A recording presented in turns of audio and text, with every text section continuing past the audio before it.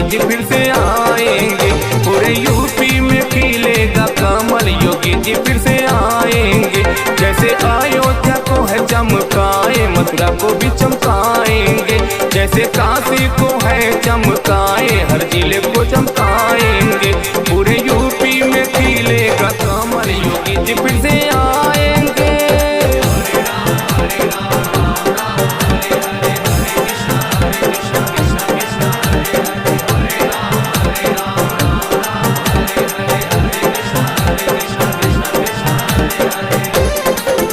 पूरे यूपी में खिलेगा कमल, योगी जी फिर से आएंगे।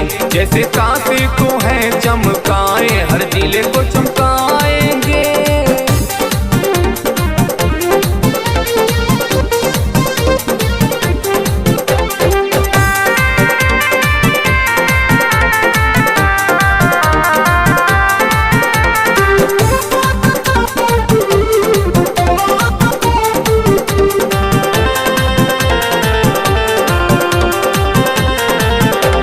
किसानों का कर्ज माफ किए, गुंडा राज साफ किए,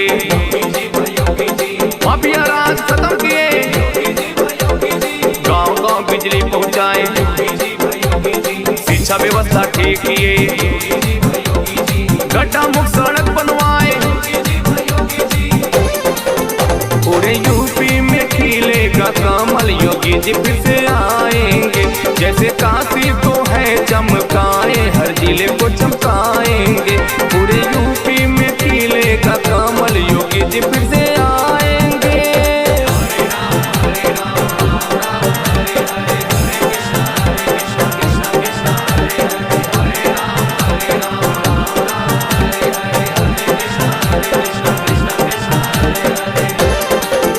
पूरे यूपी में खिलेगा कमल, योगी जी फिर से आएंगे। जैसे काशी को है चमकाए, हर जिले को चमकाएंगे।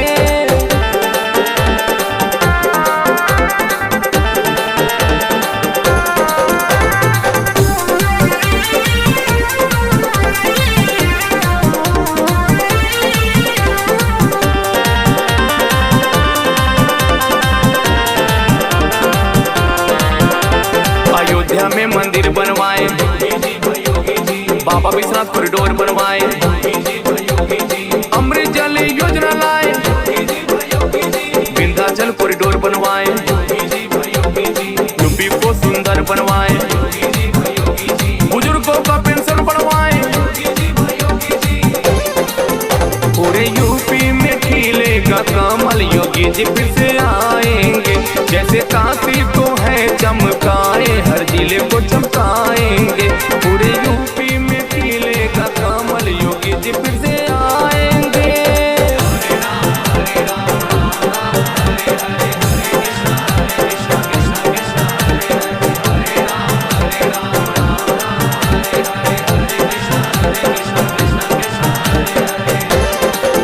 पूरे यूपी में खिलेगा कमल, योगी जी फिर से